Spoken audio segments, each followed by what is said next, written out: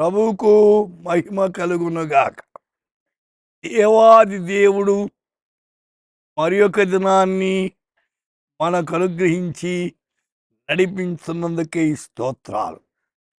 ఈ దినము 2 కొరింథీ 13 అధ్యాయము 11 వచనం. అయితే దేవుని వాక్యాన్ని జాగ్రత్తగా వినండి. ప్రేమ సమాధానం కర్తయగు దేవుడు మీకు తోడైయుండునుగాక.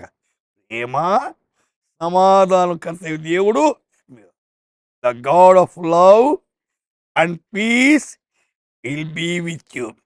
प्रेम और शांति का दाता परमेश्वर तुम्हारे साथ होगा.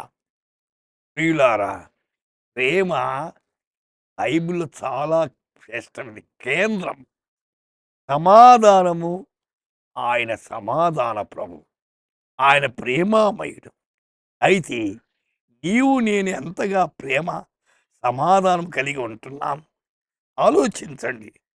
రోమాపత్రికలో 15:33లో సమాధానకర్తయగు దేవుడు మీ అందరికీ తోడయుండునుగాక అంటున్నాడు.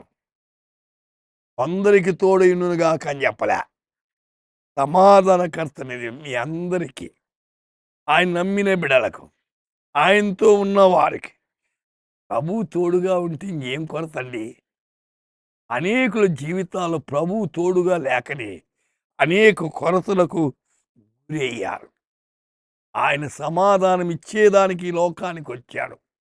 ఆయన పేరే సమాధాన ప్రభు. 1 దశలోనిక 5వ అధ్యాయం 23వ వచనములో సమాధానకర్తయగు దేవుడు మిమ్మల్ని సంపూర్ణంగా పరిశుద్ధపరచునుగాక. సంపూర్ణంగా అంట, అది అసంపూర్ణం కాదు. సంపూర్ణం అంటే 100కి 100 పాళ్ళు. అయితే ఆయన పరిశుద్ధపరిచేవాడు.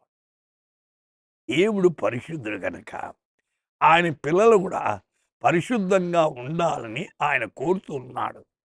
సోదరి, సోదరుడా, పరిశుద్ధంగా జీవిస్తారా? జీవిస్తే మీకు ఆశీర్వాదం, మీ కుటుంబానికి దీవెన. ప్రార్థన చేద్దాం.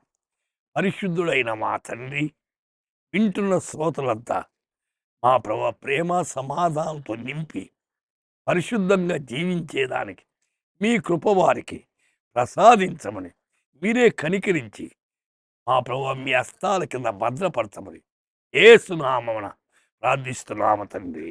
ఆమేన్.